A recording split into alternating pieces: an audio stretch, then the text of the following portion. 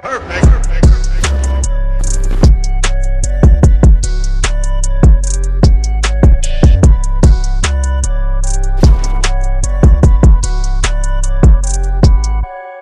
what is going on, Senkai here, and in today's video we'll be ranking all the Rengokus based on how good they are, you know, the use and versatility within them, and we're gonna put them on a scale of 1 to 10, and as well as ranked number 1 to 5, 1 being the best and number 5 being the worst.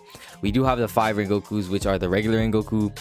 We have Dev Rengoku, we have Ren Rengoku, we have Shindai Rengoku, and we also have Forge Rengoku. I'm pretty sure that's the only 5 Rengokus out there. There may be more to come, but for now we're just gonna rank these. And I will be using the moves on Lard, and I'll be explaining why I have them at like their current spot. But before we go ahead and start this video, if you guys are new to this channel, hit that like button, hit that sub button, and turn on post notifications so you know whenever I post. I appreciate it a lot, and join before I hit 100k, bro. Be a part of the 100k gang, below 100k gang, and as well as join my Discord server if you guys want to take part in my community and participate in many videos with me. Without further ado, let's get straight into it. All right, guys. So the first or the fifth place, in fifth place we have the regular Rengoku. Of course, this is really one of those outdated bloodlines that like barely anyone uses. If not, then they only use the first few moves, you know. But the reason I put this at number 5 is because it doesn't it doesn't amount to all the other bloodlines out there, all the Rengokus out there. If you go into mode, the mode is extremely good. 30,000 or 300 chi, 2400 nin, 2500 tai, and 2600 HP. It is really good. The mode drain is about 30 per second, and there are like 5 modes: human spirit, animal spirit, perilous spirit, and Naraka spirit. But I'm not gonna go ahead and show you all of them because that's gonna make the video too long. But basically the reason why I put this is because obviously Forge Rengoku, all the Rengokus are better than this, and like, you know, there's no Q spec, the RBC spec isn't that useful, you know, like the damage is not that much, and I don't think anybody uses the mode for their mode whatsoever, you know what I'm talking about, like to get the mode, maybe for the stat boost, but if anything else, no. We also have the moves, like we have the Almighty Push, we have Almighty Pull, which is B, and it's not really as good as the Dev Rengoku, but it's still decent. And then the thing is with this is that you can't use all the 3 bloodline or all the 3 moves simultaneously, so there will be a cooldown on like the Chubaku Tensei if you use Almighty Pull or Push. So that's like a really bad thing to do, and I don't think, you know, 8,000 damage with mode, 25,000, like there's a bunch of other Rengokus that do a better amount of damage or are better useful. So that's why I put it at 5th place.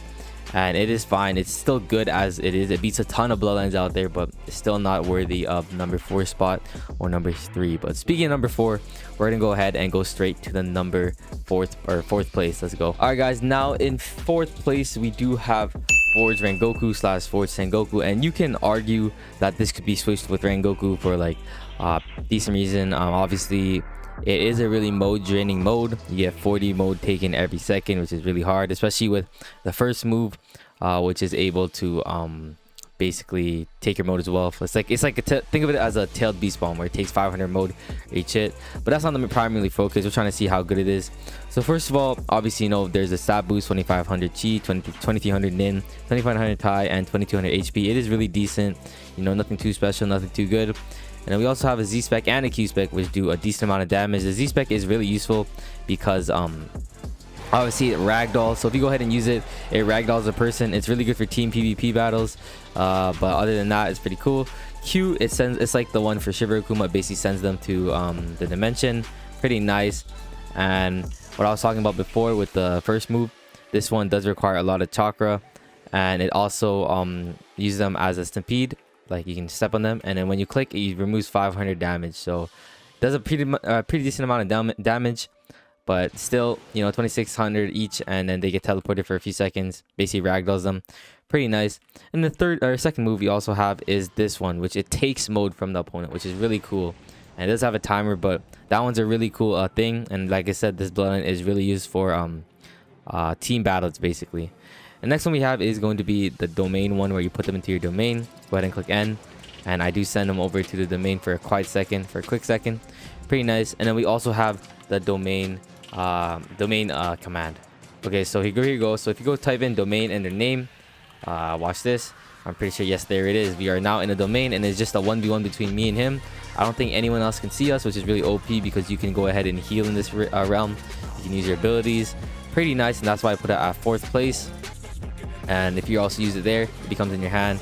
And I also put this at 4th place because obviously it is a Z-Spec mode, which means that you can pair it up with another mode, which is really OP. And it's just that you can use these in your F and G H spots, which can obviously mean for a lot more combos with other bloodlines. So that's why I put it at 4th place, guys. Really OP. Q-Spec, look at that. It's just auto target. Like, I didn't even look at him. I looked over there, auto target. Z-Spec, really OP too. And look at that, Z-Spec is also an auto target as well. That's why it's really good, guys. But that is why it's 4th place.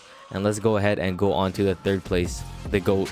Let's go straight into it. All right, guys, we're back. And if you guys already have guessed, honestly, if you know me, you would think the same, maybe. But the 3rd place is going to go to Deva Rengoku slash Deva Sengoku. Now, the reason we put it at 3rd place, I honestly believe it was on par with Rayon Rengoku.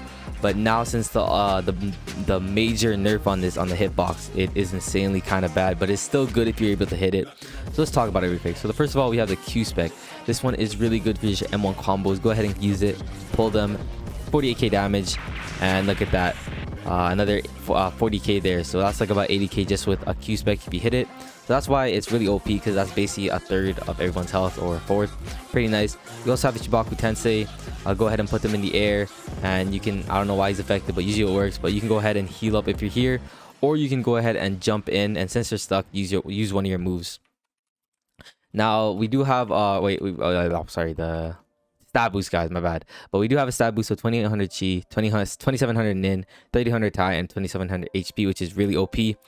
Basically one of the best stab boosts out there. It's pretty nice. And we also have basically all these, which require a load of chi, but a decent amount of cooldown, which is 25 to 20, 20 to 25. Pretty nice. But the first move is basically I'm pretty sure it's pull and then push. So look at that hitbox. It is insanely like small. And the next one we have is meteor burst. So we'll go ahead and use it. Is basically a meteor, a small one. That one does a ton load of damage, 70k damage with Modon, which is insanely cool. But yet again, the hitbox is really low for that. And then we also have the heavenly push, which is almighty push. Go ahead and use that, and 60k damage, guys. But one thing I hate about this is that the hitbox, you should be able to hit it from here. But watch this. If I do here, look at that. You used to be able to pull people there, or at least closer. And if you go all the way over here with this and use it, it should be able to right here.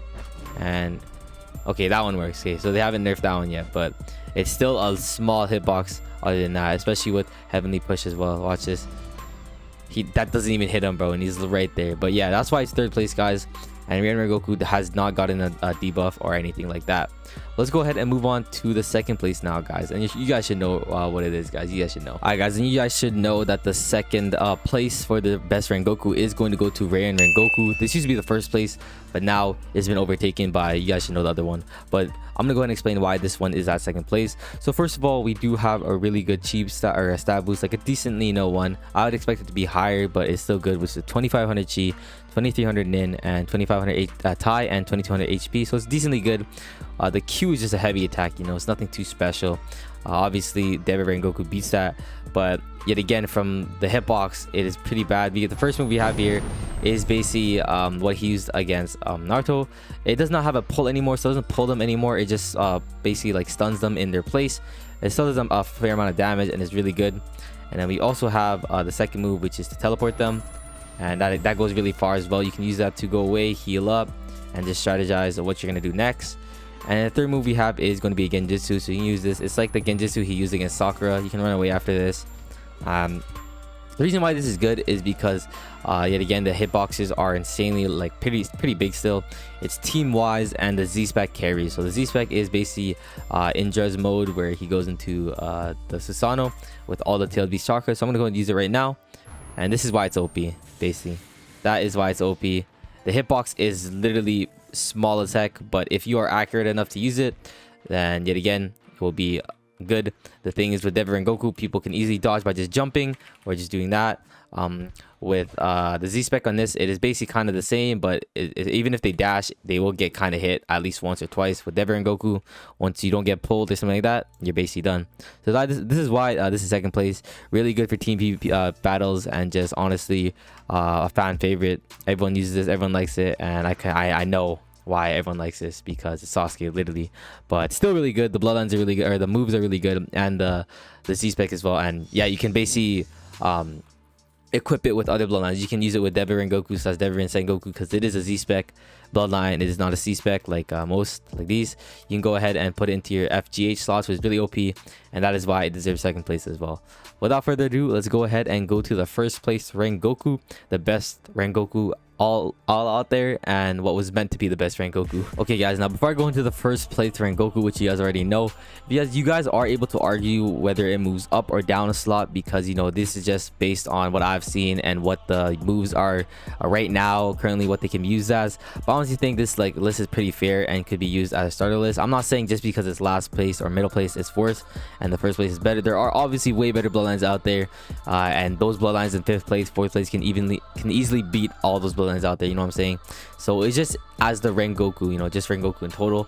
But yeah, let's go straight into the first place, and that is going to be, you already know it guys, Shindo Rengoku. Now the reason why Shindo Rengoku is basically the first place is because it is OP as heck. It is meant to be OP, and that stat boost, bro. 2800 chi, 2700 nin, 3000 tai, and 2700 HP. And there's also a second mode, which is basically the crown one, and this one gives you 2900 HP, 2800 nin, 2800 tai, and 2800 HP. So it basically balances out. We're gonna go and just look at the first stage right now, and we'll go into the second one.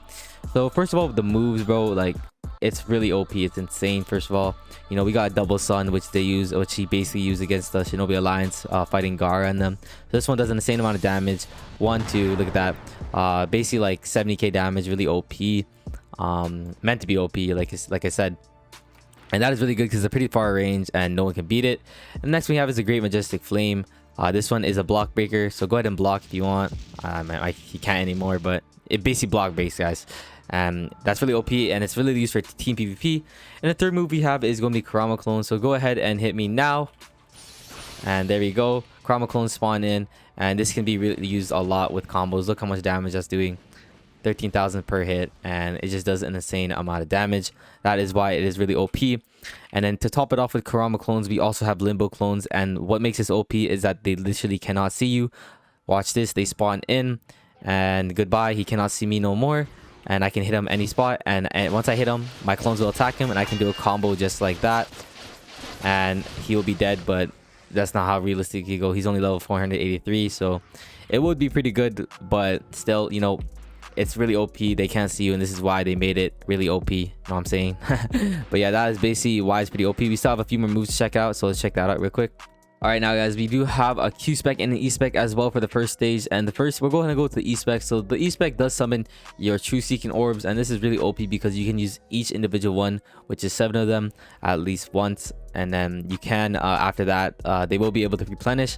What makes it OP is that it's a really long range, so I can go ahead and use it all the way over here, and it'll go all the way, glide right to him, and it will ragdoll him, and it'll do about like 12k damage. Is not that good, but if you go ahead and rush them right after you use it, so I'm just gonna wait for the cooldown, because there's a cooldown on these, E, and then rush him after, you know, you can do an M1 combo just like that. That's what makes it really OP and pretty nice in my opinion.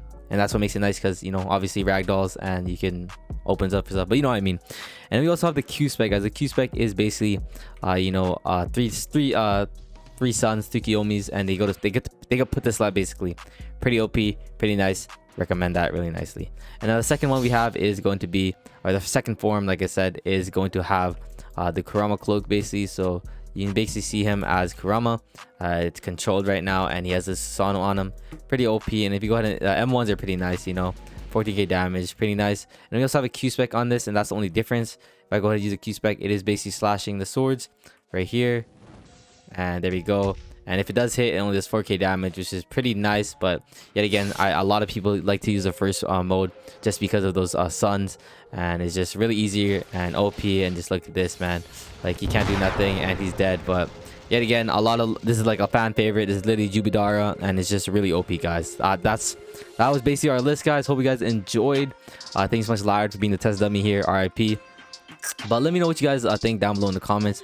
If you guys think another bloodline, or like, you know, if Shindo Rengoku deserves second place, if RENGOKU deserves first place or something like that, just let me know. You know, this is all for entertainment purposes, and as well as to make sure you guys are okay. You know, subscribe, yes sir. Make sure you guys subscribe to Sengang, pretty nice. And hope you guys enjoy this video. You guys can argue down below in the comments if you want, but this is my list, my opinion, and I think it's pretty accurate. But without further ado, I'm gonna end the video here, guys. Hope you guys have a good day / night. Peace out, Sengang, and Senkai out. Deuces.